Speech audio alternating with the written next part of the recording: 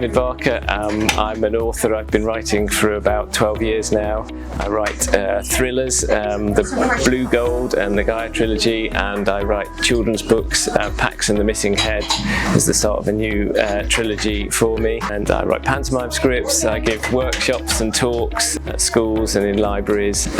So yeah, that's me. I thought it was a great opportunity to share some of my experiences with teachers in this area and give some ideas for them how they can teach creative writing more effectively at school.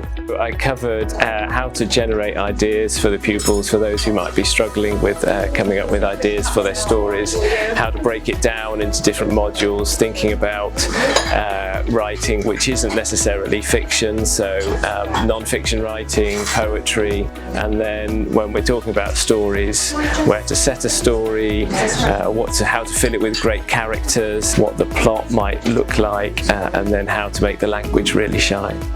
We had lots of a nice chat and interaction. I wanted to make sure it wasn't just me lecturing, and so it was great to hear from the teachers and the practical examples of how they teach writing in the classroom, and then just to hear their sort of questions as well.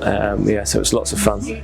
My name is Gareth Davies. I'm an English teacher, have been for about 30 years. I've led 2 different departments and done various jobs in that time. I've been doing various activities, the PTI, for getting on for 20 years now. And today we're talking about writing and supporting writing, and I was talking about using meta language to allow children to consciously craft their own bits of figurative language, that's it, and things like metaphors and similes. So the idea is you can break any piece of figurative language down into 3 parts. The thing you're talking about, tenor, the thing you compare it to, vehicle, what they've got in common ground. And once you have that meta language, you've got more of a chance to think about what you're choosing yourself when you're doing similes. I've learnt a great deal, and the delegates have been wonderful and given me a lot of great feedback, and I learnt a great deal from David Baker's talk as well, so I really enjoyed it.